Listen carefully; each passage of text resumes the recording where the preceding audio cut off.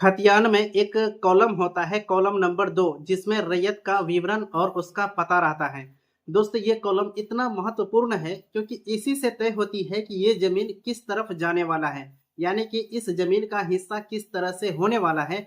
Column number 2 ही decide करता है दोस्तों, जो कि बहुत ही महत्वपूर्ण है। अगर आप ये कॉलम नंबर 2 को समझ जाते हैं तो आप खतियान को लगभग 50% आप समझ जाएंगे। बहुत सारे ऐसे झगड़े आपको देखने के लिए मिलेंगे जिसमें कॉलम नंबर 2 का ही मतलब झगड़ा रहता है और लोगों को कॉलम नंबर 2 समझ में नहीं आता है, जिसकी वजह से आपस में ही लड़ जाते हैं। लेकिन अगर आप ये वीडियो को बिना स्किप किए हुए शुरू से लेकर के अंत तक देख लेते हैं तो आपको कॉलम नंबर 2 से उत्पन्न होने वाले जितनी भी समस्याएं हैं वो टोटल इस वीडियो के माध्यम से क्लियर होने वाली हैं। तो दोस्तों, अगर आप हमारे इस YouTube चैनल पर पहली बार आए हैं तो सबसे पहले आप हमारे इस YouTube चैनल को सब्सक्राइब करके बेल के आइकन को दबा करके नोटिफिकेशन को ऑन कर दीजिए। अगर आप ये वीडियो हमारे Facebook पर देख रहे हैं तो हमको फॉलो जरूर कर लीजिए, क्योंकि हम आपको इस YouTube चैनल के माध्यम से और इस Facebook के माध्यम से जमीन से संबंधित वो जानकारी प्रोवाइड करते हैं जो आज तक YouTube पर या फिर Facebook पर आपको देखने के लिए नहीं मिला है। इसमें हम कंप्लीट आप लोगों को जानकारी देंगे। तो चलिए बिना देरी के वीडियो को हम लोग शुरू कर लेते हैं। वीडियो शुरू करने से पहले हम आपको बता दें कि ये वीडियो का पहला पार्ट है जिसमें हम कॉलम नंबर 2 खतियान का कॉलम नंबर 2 आप लोगों के साथ डिस्कस करने वाले हैं। तो देखिए दोस्तों, सबसे पहले आप ये समझिए कि खतियान का कॉलम नंबर बहुत ही इंपॉर्टेंट होती है। यहीं से तय हो जाती है कि खतियान का जमीन किन आधार पर विभाजित होगा। सबसे पहले एक नंबर की अगर हम बात करें तो एक खतियान ऐसा होता है जिसमें सिर्फ एक ही व्यक्ति का नाम रहता है और उनके पिता का नाम दे करके मतलब खतियान को बंद कर देता है। तो ये हो गया दोस्तों एकल खतियान। इसमें किसी तरह की झंझट नहीं होती है क्योंकि ये खतियान सिर्फ एक ही व्यक्ति का होता है और इसमें किसी का नाम नहीं रहता है। ये खतियान यहीं तक बंद हो जाती है। अगर हम वहीं पे आगे बात करेंगे तो खतियान में दूसरा खतियान की अगर हम बात करें तो कुछ खतियान आपको ऐसा देखने के लिए मिला है, या आपके घर में वो खतियान ऐसा भी हो सकता है जिसमें मतलब जो है 4 या 5 पार्टी का नाम रहता है, उनके सबका अलग-अलग पिता का भी नाम रहता है और मतलब जो है सबका हिस्सा उसमें दर्शाया हुआ रहता है। जैसे पहला पार्टी का नाम और उनके पिताजी का नाम और उसके बाद उनका हिस्सा खोल दिया रहता है। 5 हिस्सा हुआ, 15 हिस्सा हुआ, 10 हिस्सा हुआ, 7 हिस्सा हुआ, जो भी हिस्सा रहता है उनका उस खतियान में खोल दिया रहता है। उसके बाद दूसरा व्यक्ति का नाम, उनके पिता का नाम, फिर उनका हिस्सा उसमें दर्शा दिया जाता है।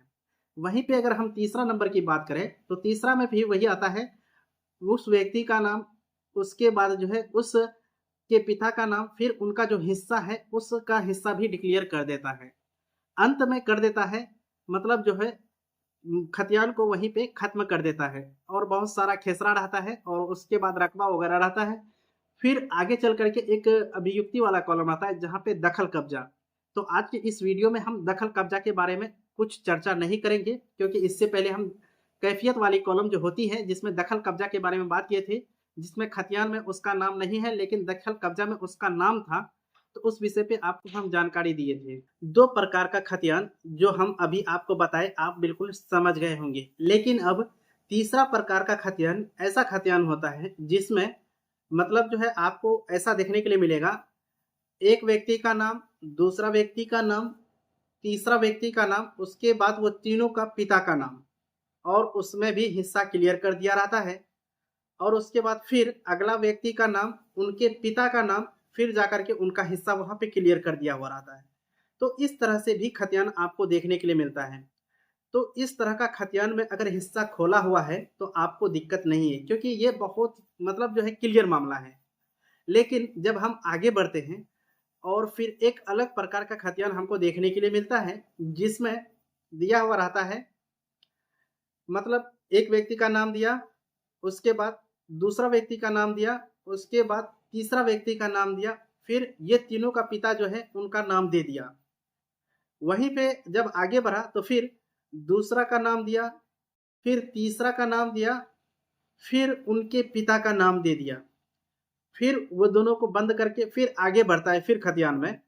तो वहां पे आपको एक व्यक्ति का नाम दे दिया, उसके बाद उनके पिताजी का नाम दे दिया, उसके बाद खतियान को आगे बढ़ाते हुए बा हिस्सा बराबर करके खतियान को बंद कर दिया।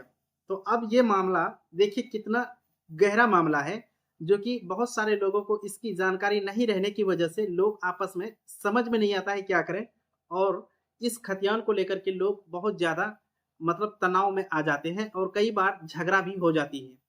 तो देखिए खतियान जो बना, जैसा कि हम पहला बताए आपको कि एक व्यक्ति का नाम, दूसरा व्यक्ति का नाम, उनके तीसरा व्यक्ति का नाम, उनके पिता का नाम। उसके बाद दूसरा जब हम आए तो पहला व्यक्ति का नाम, फिर दूसरा व्यक्ति का नाम, फिर उनके पिता का नाम। तो इस तरह से आ गया। लेकिन अब हम तीसरा नंबर पे आते हैं तो वहां पे एक व्यक्ति का नाम, उनके पिता का नाम। लेकिन यहाँ एक बात ध्यान दीजिए कि ऐसी खतियान में कहीं पे हिस्सा क्लियर किया हुआ नहीं है और खतियान को आगे बढ़ाते हुए क्लोज कर दिया, खतियान को बंद कर दिया है। तो ऐसी परिस्थिति में ये जमीन जो है इस खतियान में तो किस आधार पे विभाजित होगी? तो देखिए दोस्तों, सबसे मतलब आसान भाषा में अगर हम आपको ये बात कहें, इस तरह का खतियान अगर आपको मिले जिसमें ब हिस्सा बराबर कर दिया, तो बहुत सारा लोग कहेगा कि जितना व्यक्ति का नाम है उनका मतलब जो है हिस्सा इसमें बराबर होगा। जैसे पहला आदमी का 3 बेटा था तो उनका तीनों बेटा का हिस्सा बराबर हो जाएगा। दूसरा आदमी का 2 बेटा था, उसका भी बराबर, यानी 3 2 5, पांचों का बराबर हिस्सा हुआ। और अंत में 6 मतलब छठा व्यक्ति, तो छठा व्यक्ति का जो है उसमें दिया हुआ रहता है, एक ही बेटा था उसका। लेकिन अब समझिए कि 3 उधर था, 2 उधर हुआ, 1 इधर हुआ, कितना हुआ? तो यानी कि 6 हुआ। तो बहुत सारे लोग कहेंगे कि ये पूरा खतियान का जमीन 6 हिस्सा में बटेंगे। लेकिन आप यहाँ एक बात समझिए, ये जमीन 6 हिस्सा में नहीं बटेगा, बल्कि ये जमीन 3 हिस्सा में ही बटेगा, जो कि कानूनी नियम के आधार पर हम बात कर रहे हैं आपसे।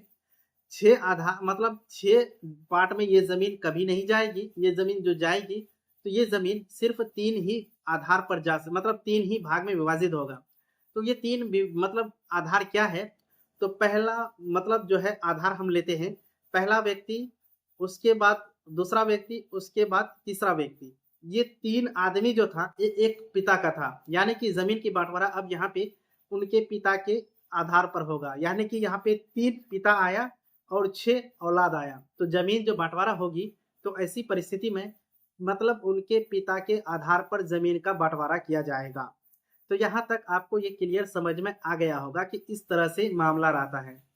तो दोस्तों, खतियान में बहुत तरह की मामलाएं होती है जो कि आपको समझना बेहद जरूरी हो जाती है। और यही ऐसा खतियान है और आगे में सबका दखल कब्जा दिया हुआ रहता है। और दखल कब्जा में कैसे क्या होगा, जो कि हम आपको अगर वो चाहिए वो जानकारी, तो हमको कमेंट में कमेंट करके आप बता सकते हैं। हम खतियान का पार्ट 2 उस आधार पर लेकर के आएंगे। तो आपको यहाँ तक समझ में आ गया होगा कि खतियान अभी तक हमने जो आपको बताया वो बिल्कुल समझ में आ गया होगा। यानी जितना भी झगड़ा का जड़ है, यही मतलब जो जितना हम अभी तक बताए, इसी के आधार पर खतियान से संबंधित झगड़ा होती है। और आप अगर ये वीडियो देख लिए हैं, समझ गए होंगे, तो आप झगड़ा नहीं करेंगे। लेकिन और एक सबसे बड़ा झगड़ा का जो कारण बनता है, दखल कब्जा वाला। जी हाँ दोस्तों, इस तरह का खतियान है, दखल कब्जा सबका दिया हुआ है।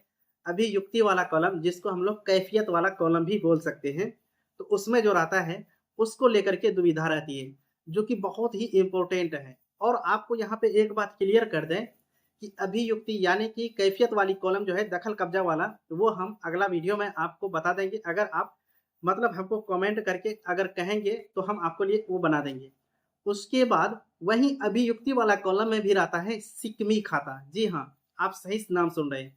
उसका मेन कॉलम नंबर 2 में नाम नहीं है, लेकिन अभियुक्ति यानी कि कैफियत वाले कॉलम में उनका नाम है। और वहां पे उसका नाम देने के बाद दखल कब्जा करके उसके बाद सिकमी दार लिख करके या फिर कुछ लिख करके उसके बाद सिकमी खाता नंबर दर्जा दिया जाता है। तो इस तरह का जो खतियान है दोस्तों, उसको समझना बहुत जरूरी हो जाता है। अगर आपको वो भी वीडियो चाहिए तो आप हमें कमेंट कर, पहले कौन सा खतियान के आधार पे आपको वीडियो चाहिए तो आप हमें कमेंट करके वो बता सकते हैं। तो देखिए दोस्तों, खतियान से जुड़ी अगर आपके अंदर किसी भी प्रकार का कोई सवाल है या डाउट है तो आप हमसे कमेंट के माध्यम से पूछ सकते हैं।